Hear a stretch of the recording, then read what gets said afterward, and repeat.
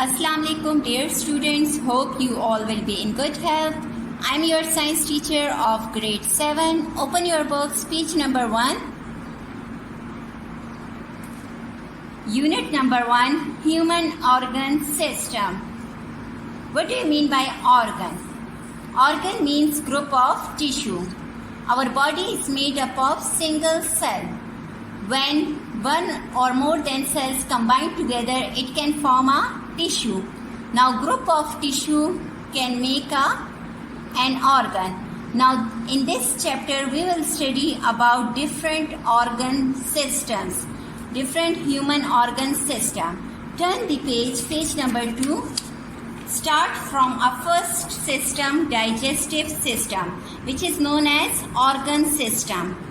Everything that we eat is changed into simple substances inside the body before we can use it. The digestive system is responsible for breaking down large and insoluble food molecules into small and soluble molecules so that they are absorbed into the bloodstream. This involves the following process.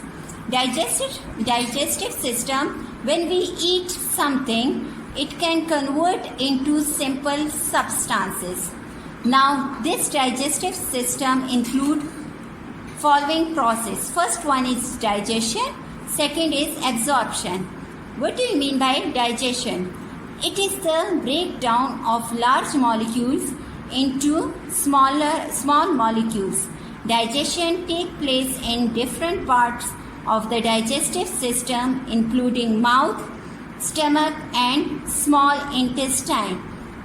Digestion is the process in which there is a breakdown of large molecule into small molecules.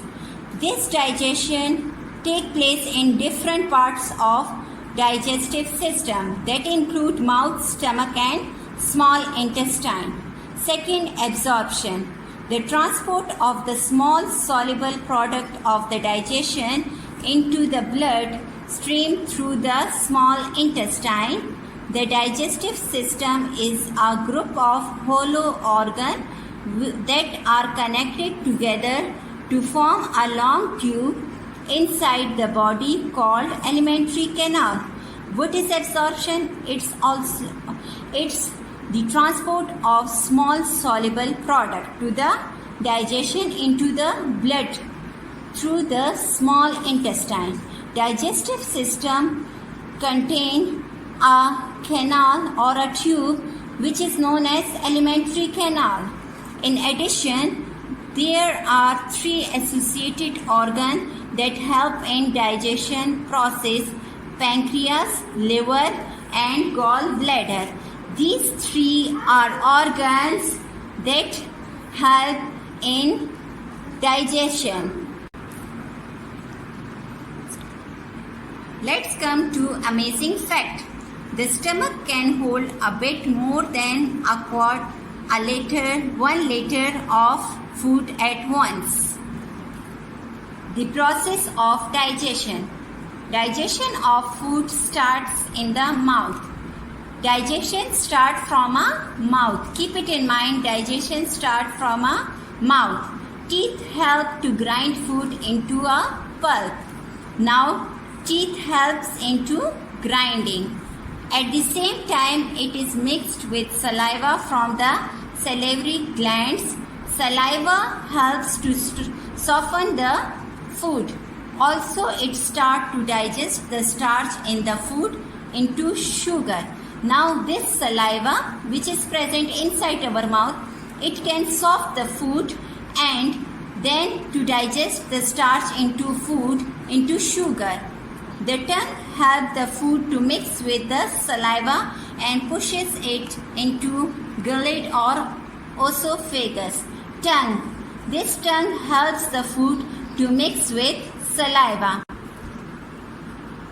The main function of tongue, it helps the food to mix with saliva and it pushes the food to the esophagus. We call it food pipe also. From the gullet, the food passes to the stomach. Now this food goes to the stomach. The muscles in the walls of the stomach squeeze and relax, mixing the food with gastric juice and acid made in the stomach wall. Now, in this stomach, there are gastric juice and acids which mixes with the food. Enzymes in the gastric juice help to digest protein, while the acid helps to kill germs in the food and activate enzymes to the digest protein.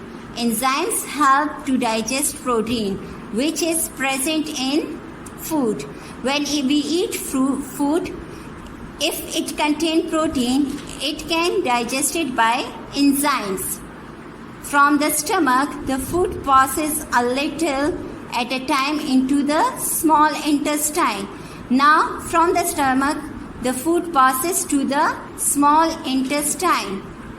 The small intestine is tightly folded, long, narrow tube about 6 meters long.